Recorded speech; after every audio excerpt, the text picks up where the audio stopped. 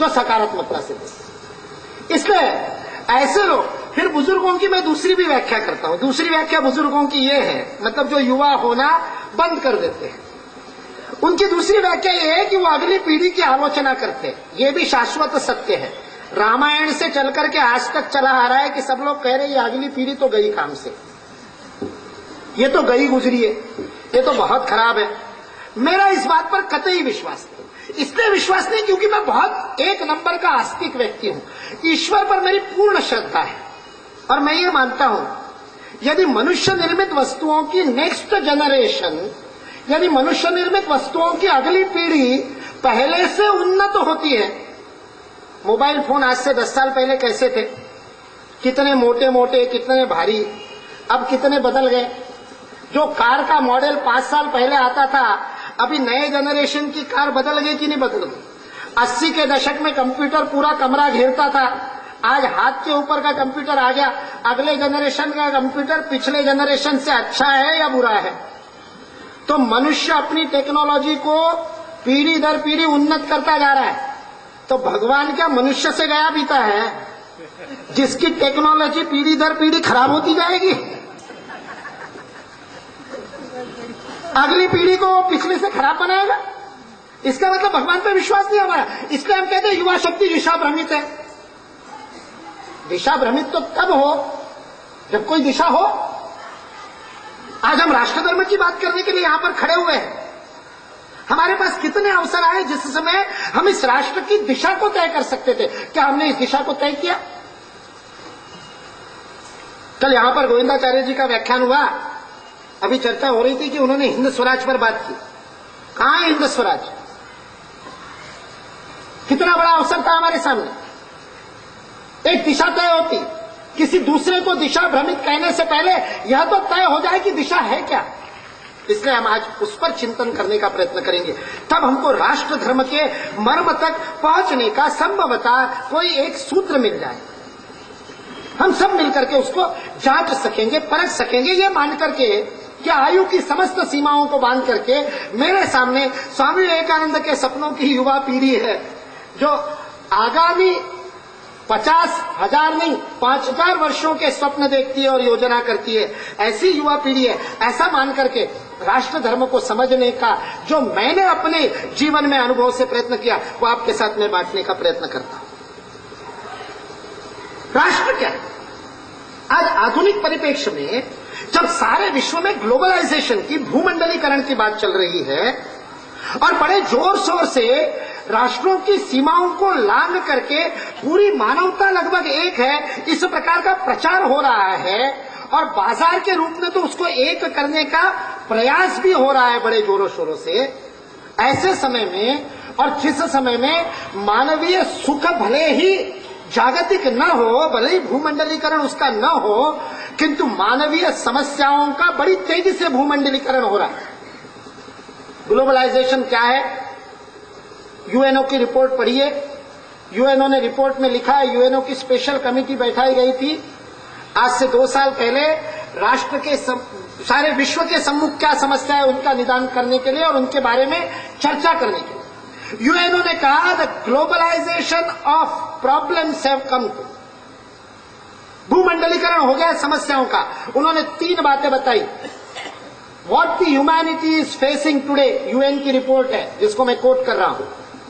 United Nations कहता है, संयुक्त राष्ट्र संघ कहता है, मानवता की के सामने जो प्रश्न है, जो जागतिक प्रश्न है, जो वैश्विक प्रश्न है, जो ब्रह्मांडीय प्रश्न है, वो कहता है 3 मूलभूत प्रश्न हैं। उन्होंने कहा global warming, global terrorism and global recession. These are the 3 global problems the world is facing. हम किस ग्लोबलाइजेशन की बात कर रहे थे और किस ग्लोबलाइजेशन पे आकर के पहुंच गए।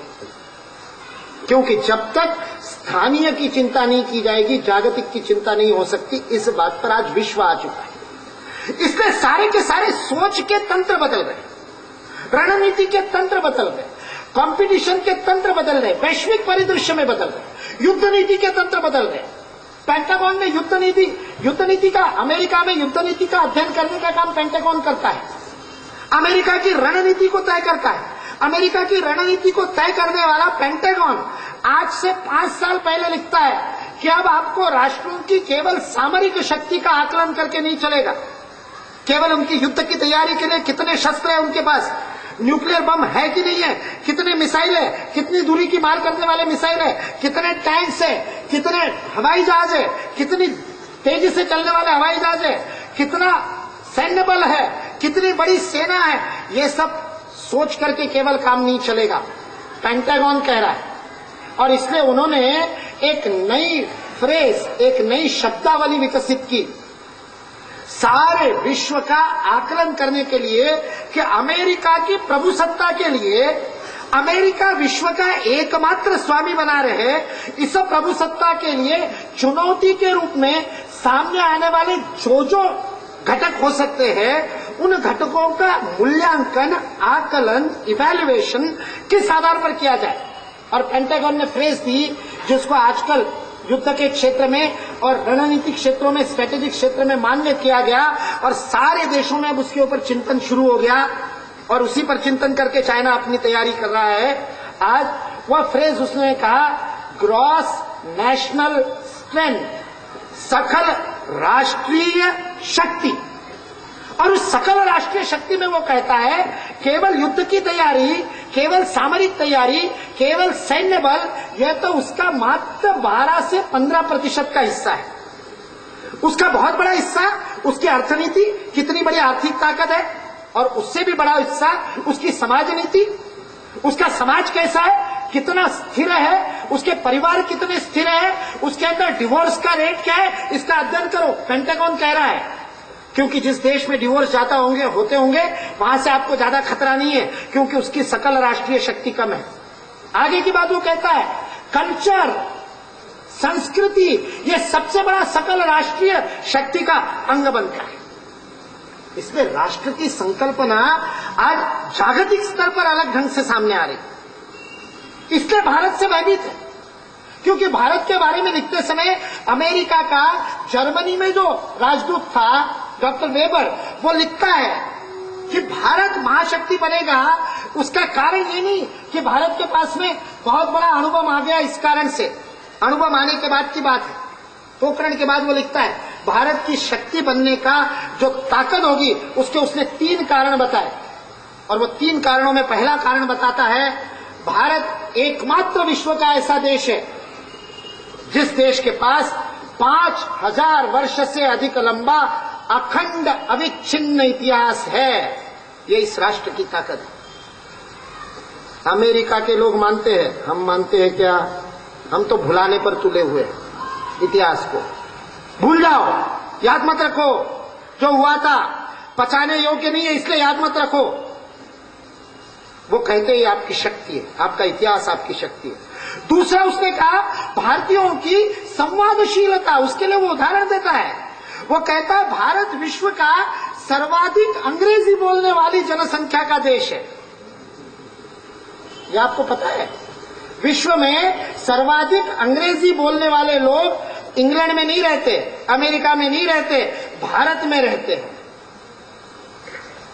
चाइना में अब अंग्रेजी बोलना शुरू कर दिया तो उसमें भी हमको पीछे छोड़ देगा कुछ सालों में। पहले तो चाइना में अंग्रेजी बोलते ही नहीं थे, वो केवल चाइनीज भाषा मैंडेरियन में ही काम चलता था, इसलिए भारत नंबर 1 था।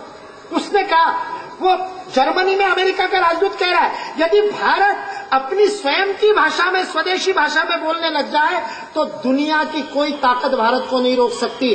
विदेशी भाषा को आत्मसात करके इतनी अच्छी तरह से जो लोग बोल सकते हैं, क्योंकि इनकी तो नसों में संवाद का शास्त्र है। संगच्छध्वम संवदध्वम संवो मनांसी जानताम। इन प्रार्थनाओं में जो पले बड़े हैं वो दूसरे को, मन को जान करके, इसलिए वो कहता है। और तीसरी ताकत वो कहता है, इस भारत का विराट मध्यम वर्ग। आज जब हम ये बात बोलते हैं तो लोग कहते हैं मध्यम वर्ग की विराटता के कारण आर्थिक शक्ति जागृत होती है। नहीं, वेबर ये नहीं कह रहा है, अमेरिका का जर्मनी में राजदूत ये नहीं कह रहा है। वो कह रहा है मध्यम वर्ग इसलिए भारत की शक्ति है क्योंकि मध्यम वर्ग वह है जो अपनी जड़ों को जोड़ करके रखता है, जोड़ों से जुड़ा हुआ रहता है, अपनी संस्कृति का संवर्धन करता है। जिनके पास अधिक पैसा हो गया वो भी छोड़ देते हैं, और जिनके पास निर्धन है उन बेचारों के पास संस्कृति की सोचने का समय ही नहीं। इसलिए मध्यम वर्ग है जो संस्कृति को बचाए रखता है। इसलिए ये भारत की शक्ति है, ये भारत की ताकत है। इस रूप में वो लोग हमको देखते हैं।